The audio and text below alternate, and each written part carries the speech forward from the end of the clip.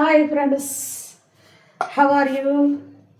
ఎలా ఉన్నారు ఫ్రెండ్స్? బాగున్నారా? ఓకే ఫ్రెండ్స్, కొత్త సంవత్సరం, నూతన సంవత్సరం 2025కి మనం గుడ్ బై చెప్పాము. 2026కి మనం వెల్కమ్ చెప్పాము. కానీ ఈ సంవత్సరం అంతా మీరు మీ కుటుంబ సభ్యులు హాయిరారోగ్యాలతో ఆనందంగా ఉండాలని మనస్ఫూర్తిగా కోరుకుంటున్నా. మీ ఈశ్వర సుధా. ఐ లవ్ ఈ పబ్లిక్ మొత్తం, ఐ లవ్ నా ఫాలోవర్స్, ఐ లవ్ నా ఫ్రెండ్స్కి, నా సన్నిధులకి, అలాగే నా శత్రువులు కూడా ఉంటే నా శత్రువులకు కూడా పెద్ద హాయ్.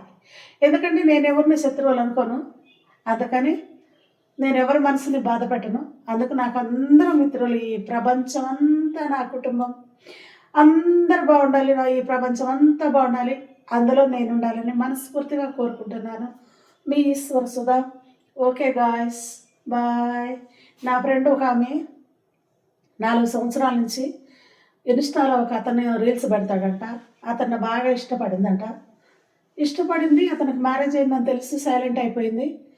కానీ అతను ఫోన్ నెంబర్ దొరికించుకోవడానికి చాలా ట్రై చేసి తర్వాత మన 11వ నెల 23వ తారీఖు అతను ఫోన్ నెంబర్ దొరికించుకొని కాల్ చేసి ఒకసారి మాట్లాడిందంట. ఒకసారి 2 సార్లు, 1-2 మాటలు మాట్లాడిందంట. తర్వాత నుంచి ఎప్పుడు ఫోన్ చేసినా ఫోన్ ఎత్తాడంట, ఫోన్ కట్ చేస్తాడంట.